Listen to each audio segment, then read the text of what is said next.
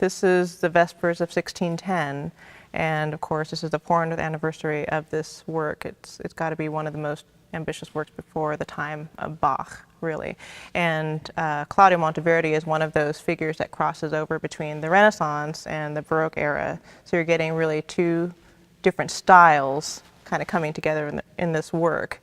So it's really exciting. I mean, there's Vesper performances happening this year all throughout the world, and we're just really happy to be a part of that. The instrumentation is very unique in every performance. None of the performances are ever the same. You could try different doubling for a continuo group. As you can see here, we have the organ, and we're going to have the theorbo, which is like a bass lute, but other options could be a harpsichord, a lute, a harp. And so there's a lot of variations in terms of instrumentation, and of course in terms of ornamentation. So you'll hear soloists, duets, trios, and Monteverdi wrote a lot of embellishment already, very, very florid lines, and it takes really virtuosic singers to execute those, but he also left a lot of room for ornamentation. We have 48 in the Collegium and concert choir on stage, and then we have about 12 of the Women's Glee Club members that will be singing in the Sonata Sopra Sancta Maria, and then we have about 12 members of the Men's Glee Club who will be chanting the antiphons. What we're trying to do is create that antiphonal effect here in Hodgson Hall. Monteverdi worked in the Basilica di San Marco in Venice, and in that space there was a lot of antiphonal performing, and it was really the cradle of cori spezzati and the concerto style. So cori spezzati is a broken choir, divided choirs, and so there's a lot of antiphonal singing and playing. And so you will see maybe one voice up here, one voice over there, a sort of echo effect. And the beginning of this is very, very exciting. It'll start out with Derek, who will sing the incipit to the opening of the Vespers from that balcony over there. And it'll go, Deus in adiutorium.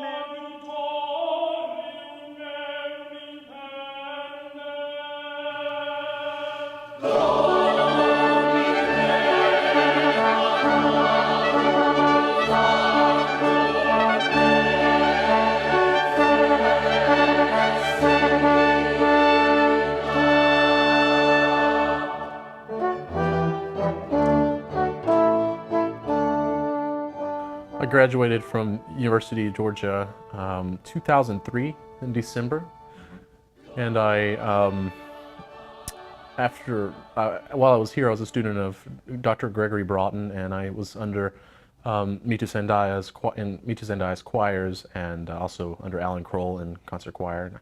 Every Baroque orchestra and their cousin is performing this piece this year, and I've had the pleasure so far of being 7 performances with 2 different organizations, the American Bach Soloist in San Francisco back in January, and just a couple of weeks ago with Boston Baroque, both in Jordan Hall in Boston, as well as at St. John the Divine in New York City. The way the music is written, and with the performance instructions that we have, it's up to a lot of variation and different possibilities as to whether the chorus parts would be one voice per part, or if you use an entire choir, or if you're going to use soloists to sing some sections, or have the whole choir sing it. instruments doubling some voice parts or not, who plays which ritornellos. There's just so many different varieties in performing, so it's never the same.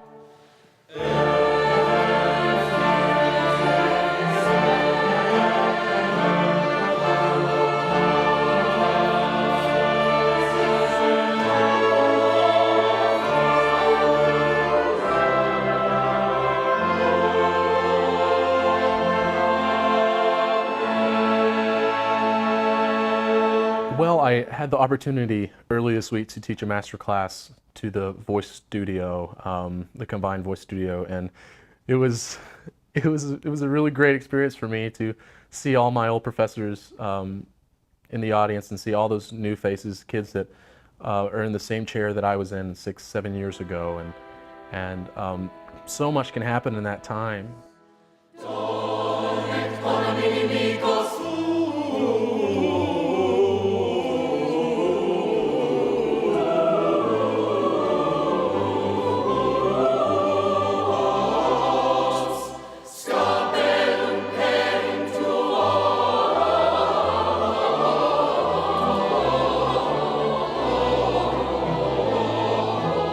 First of all, there are questions of who would have sung this piece originally. Would it have been sung by a choir or by single singers?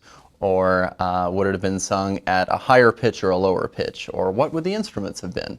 So there are a lot of questions that you have to resolve before you even think about trying to mount a performance of the piece. So that's why it comes along once in a blue moon. Tomorrow night we're performing a Magnificat that's written for 7 voices and for full orchestra, but Monteverdi in the same publication also included a Magnificat for only 6 voices and just organ. So if you're a choir director in the 17th century and you don't have amazing musical resources at your disposal, you can just find together 6 friends and an organist and you can perform the last movement. There will be some members of the men's glee club that sing little bits of Gregorian chant in between some of the movements, and then some members of the women's glee club will be singing one of the movements towards the end by themselves with the orchestra, just them from the balcony. So some members of some of my choirs are involved in this performance, so a lot of collaboration.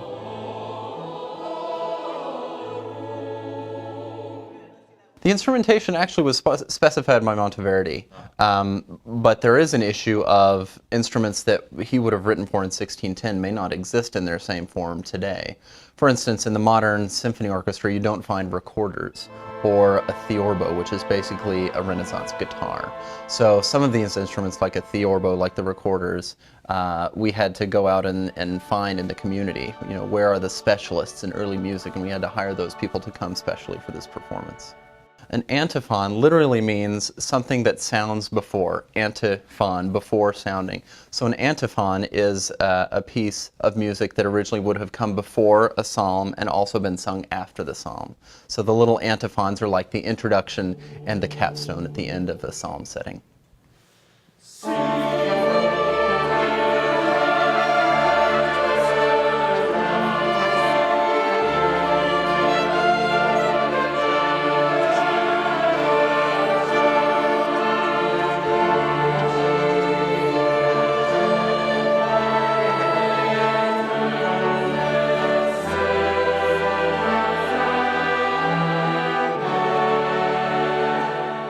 This is such an incredible piece of music and such a wonderful opportunity for people to hear something that they normally don't get to hear very often.